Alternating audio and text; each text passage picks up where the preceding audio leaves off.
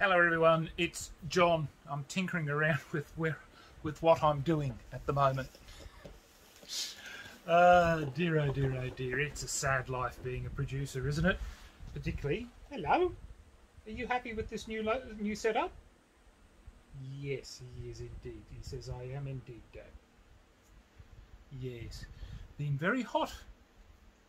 Well, humid, I would think, more than anything else for me. I feel, I guess, the humidity more than I do the heat. So, as they say, mad dogs and Englishmen out in the midday sun. And I quite like Noel Coward's singing of it. So, yes, that's just me. Oh, my little man, he's happy. I've been out this morning, had to go do a few things. So, today's video, seeing some people. I can't help myself. Look, I'm doing one on it's an old John Sands game. Rum Rebellion. A Colonial Adventure. That'll upset people, mainly because I love upsetting people. But it's a very simple game. I will show what the game entails a little bit further, but I was having a look at at what it supposedly pertains. So for people who don't know anything about it, the Rum Rebellion happened in 1808, and that happened when what's his name? William Bligh was the governor. Now, if you remember your bounty, yes, it's that William Bligh. He was arrested at Government House by a group of officers led by Major George Johnson, and he was replaced. And for the next 20 years of settlement, the New South Wales Corps became the privileged elite.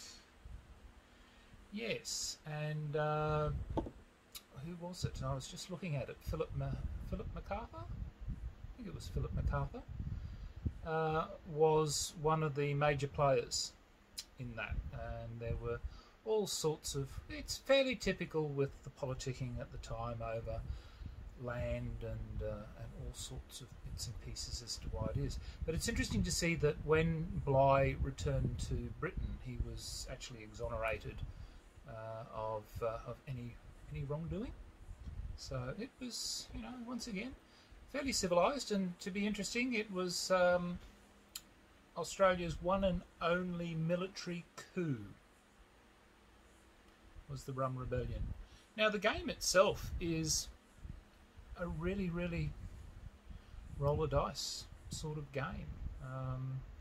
It's a Regency period game, so it's set 1808 and thereabouts, and look, it's not a bad, it's a simple game. Look, there's nothing really mind-bending about it, and I will show you fairly shortly what it entails. Here we have Rum Rebellion, and the board.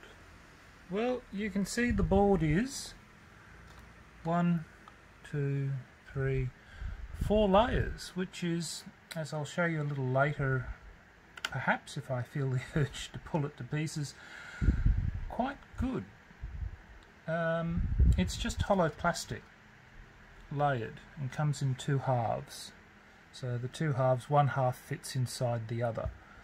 The playing pieces are just little stand-up, which are quite nice, Regency period pieces. So the board itself, so you can see these are, you start on the first level and you've got to collect 6. I believe you've got to collect 6 barrels to go to the next level, to go from convict to whatever the next level is, the ticket to leave. So it's a fairly simple game. You're just rolling dice, and we have the dice, 2 dice here. These are the rum barrels. I think the pink rum barrels, or the red rum barrels, whatever you'd like to call them, represent 10. And you have here your sentence of transportation, which I find rather interesting. So, political activity in Ireland. Of course you're going to be deported for that. Theft of a handkerchief, stealing a loaf of bread, highway robbery, forgery and counterfeiting. And how's this? Stealing 3 geese. So they were your crimes that we have in this game here for your sentence of transportation. So those are them. So adds a little bit of well, realism, excitement. Again, this is more or less set for a child's game. I'm not sure what the age. I'll have to go have a look at the age bracket. These are the rules, and it shows you fairly clearly how to set the board up. And you have good deeds and bad deeds, and if you do a bad deed, you have a win or lose, and you shuffle, draw. If you win, you gain. If you lose, depending on the level. So down here on the convict level, if you win, you collect the number of barrels. If you lose, you've been caught red-handed and must appear before the magistrate to stand trial. Take the top card of the court verdict card. Or take the top court verdict card. So you take the top verdict card, and it says, oh look at that, you're going to jail. So in this case, so some of the times you can go free, you get a fine, or you go to jail, in which case you miss a turn. So yeah, it is a really simple, it's a simple game. There's not a lot of brain bending mechanics to this. It's roller dice, move, collect. It's just collecting resources to meet the objective to move up a level. So the objectives are listed, so 6 there, 15 here. And here you have to collect as captain 8 barrels, as major 16, and by any vote card 8 barrels. So again, I haven't played the game for a long time, so you've got all these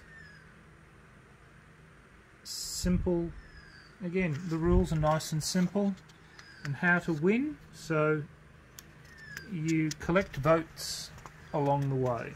So there's votes that you collect. So you've got here voter support. The objective is to have at least 55 votes of support. This entitles the player to challenge the governor for control of the colony. And then you do a win or lose. If it's a lose, you return your 55 votes to the pack and shuffle them. Play continues until a successful coup. And if you win, you get that little disc in the centre, which is really all that is just a sticker on a round piece of cardboard. And they give you some variations on the game. So it's nice. They give you a little glossary in the back here about some of the things. What a ticket of leave was. Road games, what the rum call, promissory notes. So look, this is a simple game. The let me grab the. This is the back of the board, which is quite nice, and the Rum Rebellion gives you a little history, which is fairly close. I had a look it up about what happened. The only thing they haven't included here, oh no, there's MacArthur. He's there. He was one of the main instigators within there. And so the history is fairly close, or is good enough on a generalised level. Then it says the setting,